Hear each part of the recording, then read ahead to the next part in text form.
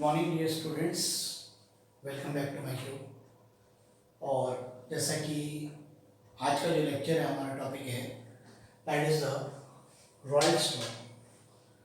तो dear students, आज का जो विषय है जो आज हम यहाँ पर पढ़ने जा रहे हैं वो है हमारा टॉपिक, जैसा कि आपको बताया मैंने, रॉयल्स लॉ। और रॉयल्स लॉ जो है, इसके लिए समझने के लिए सबसे पहले we have to understand what is vapour pressure. तो आप थोड़ा सा ये पहले इस डायग्राम को समझने की कोशिश करेंगे, उसके बाद फिर मैं आपको इसका थ्योरेटिकल जितना भी पार्ट्स है, वो भी थ्योरेटिकल टॉपिक है, और इसके जितने भी नोट्स हैं वो आपके साथ मैं शेयर करूँगा। तो पहले आपको समझा देते हैं इसमें क्या है कि मैंने एक क्लोज सिस्टम लिया है। क्लोज सिस्टम क्या होता है? जिसके अंदर से ये जो है ऊपर से ओपनिंग नहीं है, ठीक है, बंद है सिस्टम, और इसके अंदर हमने पानी ले लिया। बाहर ये वाटर जैकेट है थर्मोस्टेट के लिए, जिससे कि जो टेम्परेचर है वो इसका मेंटेन रहे, क्योंकि जो पानी का टेम्परेचर है वही कांस्टेंट रहेगा इसमें, इसको टेम्परेचर का प्रभाव ना पड़े। और इसमें हम बात करेंगे, ये हमने लिक्विड प्योर सॉल्वेंट लिया है, और ये इसके वेपर्स हैं, और इसमें साइड पे मैंने आपका मैनोमीटर शो किया है। अब क्या प्रोसेस होता है इसके बारे में हम बात करेंगे, जो मैं अभी आपके साथ शेयर करूंगा बेटा। कि जो हमारा लिक्विड है बेटा, इसके वेपर्स बन जाते हैं। कोई भी तरल पदार्थ है तो उसका अपने आप ही वेपर्स बनते हैं, जैसे कि आप जानती हैं। जैसे हम पानी को अगर हम ओपन बॉटल एक हम अपने बर्तन के अंदर रख देते हैं या बॉटल के अंदर रख देते हैं, तो जो पानी अपने आप ही इवोपरेट हो जाता है। तो इवोपरेशन प्रोसीजर से वेपर्स बन जाते हैं, और वेपर्स के बनने से जो आप देख रहे हैं लिम्स में जो ये मरकुरी भरा हुआ है, ये इसका जो लेवल है वो बढ़ गया, और कुछ समय बाद ये क्या हो जाएगा, कांस्टेंट हो जाएगा। कांस्टेंट क्यों हो जाता है, ये बात समझनी है हमें कि यहाँ पर जो प्रोसेस है, जब हम इसको माइक्रोस्कोपिक लेवल पे डिस्कस करते हैं, तो जो लिक्विड है वो वेपर्स में कन्वर्ट हो रहा है, और वेपर्स जो है दोबारा लिक्विड में कन्वर्ट हो रहा है। तो there is an equilibrium between liquid and vapours and vapours and liquid, और इस कारण से जो हमारा प्रेशर है वो आगे फर्दर नहीं बढ़ता है। हालांकि इसके अंदर अभी भी लिक्विड पड़ा हुआ है, तो ऐसा नहीं कि जैसे जैसे जितना लिक्विड उड़ता रहेगा उतना प्रेशर बढ़ता रहेगा और एक पीक पे चला जाएगा, ऐसा नहीं है। एक लेवल तक बढ़ेगा और उसके बाद स्थिर हो जाएगा इक्विलिब्रियम। इस इक्विलिब्रियम पॉइंट के ऊपर अब ध्यान से आपने सुनना है, ये जो हमारे वेपर्स हैं बेटा, जो बिल्कुल लिक्विड के सरफेस के पास है बेटा, they will exert the pressure over it, और इस प्रेशर को, जो प्रेशर ये वेपर्स इस लिक्विड के ऊपर देता है, उसे हम क्या बोलते हैं, वेपर प्रेशर। तो this is the vapour pressure, जिसके बारे में आपको मैंने टॉपिक पे लिखा है। तो ये डियर स्टूडेंट्स वेपर प्रेशर है हमारा। तो सबसे पहले आज मैं यही सारा एक्सपेरिमेंट जो है आपके साथ शेयर करूंगा। इसमें क्या है कि we have taken a closed vessel in which I have taken the water, bracket में pure solvent. This vessel is attached with the manometer.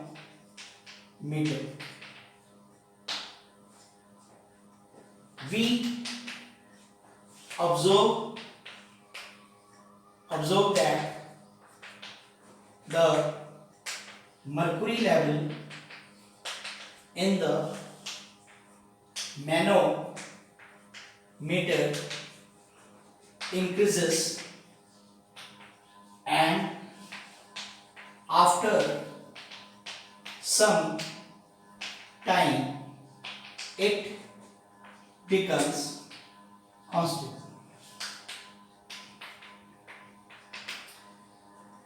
तो जैसा मैंने अभी आपको बताया कि हमने एक क्लोज वेसल लिया, उसके अंदर प्योर सॉल्वेंट लिया, और प्योर सॉल्वेंट लेने के बाद ये जो वेसल है ये मैनोमीटर से कनेक्टेड है। तो हम क्या देखते हैं, संक्षेप में लिखवा रहा हूँ आपको, कि हमने अब ये देखा कि जो मरकुरी का लेवल है वो बढ़ जाता है और एक लेवल के बाद पहुंचने के बाद ये स्थिर हो जाता है। अब ये पॉइंट कौन सा पॉइंट है, इक्विलिब्रियम पॉइंट है। तो नाउ डिस्कस द इक्विलिब्रियम, और उसके बाद फिर मैं आपको वेपर प्रेशर की डेफिनेशन बताऊंगा जो कि इंपॉर्टेंट है।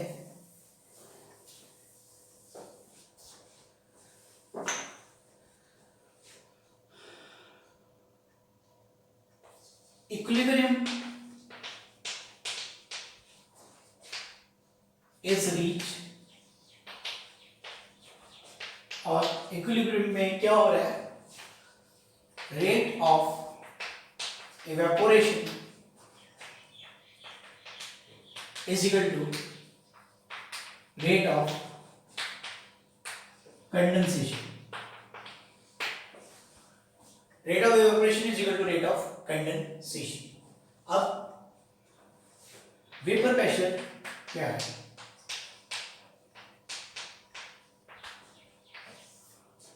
it may be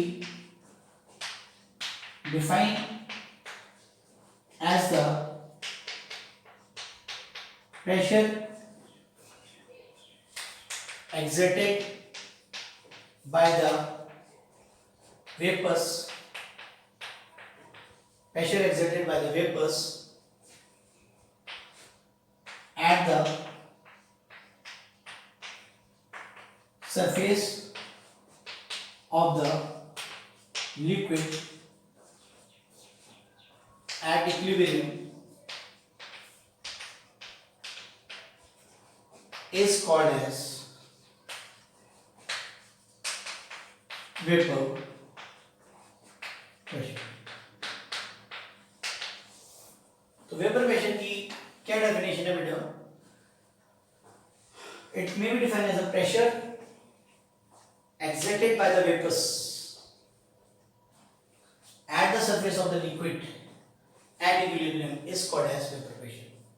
कि जो प्रेशर है हमारा वेपर्स का जो सरफेस ऑफ द लिक्विड के ऊपर एक्सर्ट करता है, कौन से पॉइंट के ऊपर, इक्विलिब्रियम पॉइंट के ऊपर, वो क्या कहलाती है, हमारी वेपर प्रेशर कहलाती है। तो this is the definition of vapour pressure. तो यू होप आपको सबसे पहला जो टॉपिक था हमारा दैट इज वेपर प्रेशर आपको आप क्लियर हो गया होगा।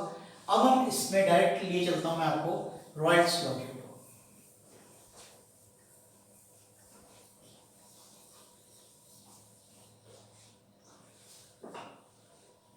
हमने टू कंपोनेंट्स लेने हैं,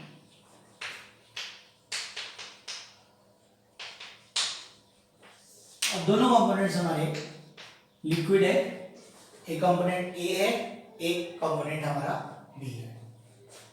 this is P A, this is P B, ये समझना ज्यादा जरूरी है और इससे हम डेफिनेशन को याद कर पाएंगे। Vapour pressure of solution P naught A and P naught B are the vapor pressure of pure solvent, and XA, XB are the mole fraction of each components. तो डियर स्टूडेंट्स, आपने note करना है there are two component system A, B. Vapor pressure of the solution PA and PB is the vapor pressure of the solution B. And what is P naught A and P naught B are the vapor pressure of the pure solvents, and XA and XB are the mole fraction of each component. Now we'll write down the definition of what definition of Raoult's law, which is very important, very important exam point of view. तो ये students आपने note down कर लिया होगा, मैं अब इसको यहाँ से रब कर देता हूँ और अब इसके बाद मैं डेफिनेशन आपके साथ शेयर करूँगा और फिर इसको इसी मैथमेटिकल फॉर्म को लाया जाएगा। इसकी डेफिनेशन है, in the solution the vapour pressure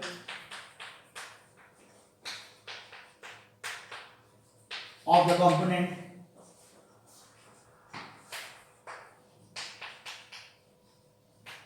at given temperature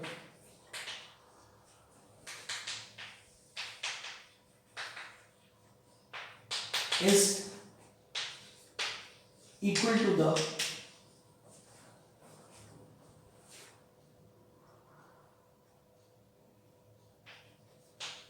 mole fraction of that component multiplied with vapor pressure of pure component is called as Raoult's law. It's called as Raoult's law. तो मैं अब आपको सारा explain कर देता हूँ। इन a solution, एक solution के अंदर the vapour pressure of component, vapour pressure component का एट ए गिवन टेम्परेचर, एक दिए हुए तापमान के ऊपर, is equal to the mole fraction of that component, उसी कंपोनेंट का mole fraction multiplied with vapour pressure of pure component is called as Raoult's law. तो ये हमारी डेफिनेशन है किसकी, हमारे रॉयल्स लॉ की। अब इसका मैथमेटिकल सेक्शंस मैं आपके साथ कवर करूंगा, तो I will discuss the mathematical section of this, और फिर मैं आपके साथ इसका ग्राफ शेयर करूंगा। Mathematical section, mathematically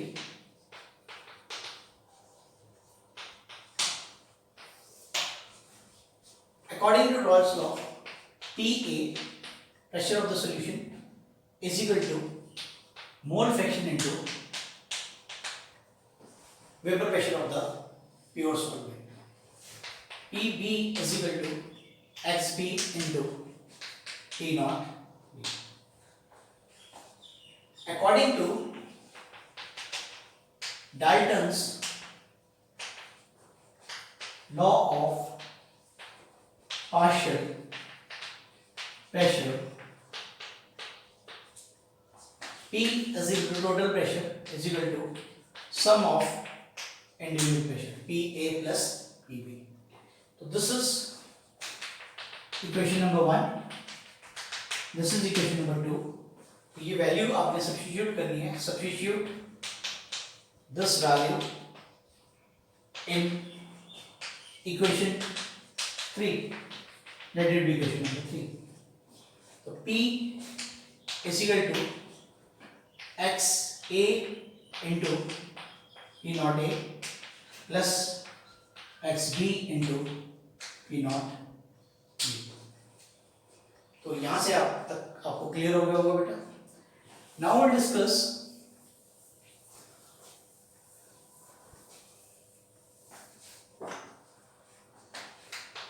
we know that xa plus xb is equal to 1. तो xa कितना हो गया 1 माइनस xb। तो ये हम यहाँ पर इस वैल्यू को यहाँ पर सब्स्टिट्यूट करेंगे, तो क्या आ जाएगा P total pressure is equal to 1 minus xb into P not a plus xb into P not b। अब हम इसको ओपन कर देंगे ब्रैकेट को,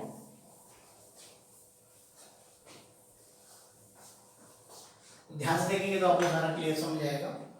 तो it is P not a minus P not a into X B plus P not b into X B, and P not a and minus common ले लिया बेटा, एक्स बी कॉमन ले लिया, तो ये हमारा माइनस है, तो P not a plus minus minus आ गया, P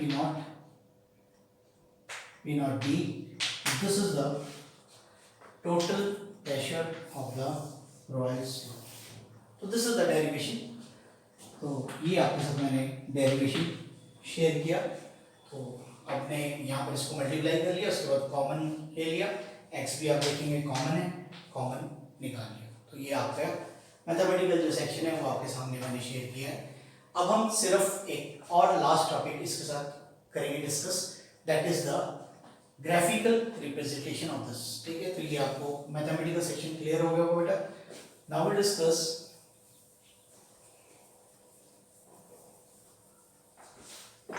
graphical representation. Graphical representation. Graphical representation. इसके लिए आपने दो लाइनें लगानी है, vertical line and this is the horizontal line. Vertical lines क्या रिप्रेजेंट कर रही है? Vapour pressure. और what is this horizontal line? ये रिप्रेजेंट कर रही है mole fraction. This component is A, this component is for B. जैसे कि हमने दो कंपोनेंट सिस्टम लिया है, let it be P A, this is P B vapour pressure. और ये हमने लाइन इससे डायगोनली मिला देना है, इस वाली को इसके साथ मिला देना है, और ये जो है हमारी पूरी कंप्लीट लाइन इसके साथ मिला दी जाएगी।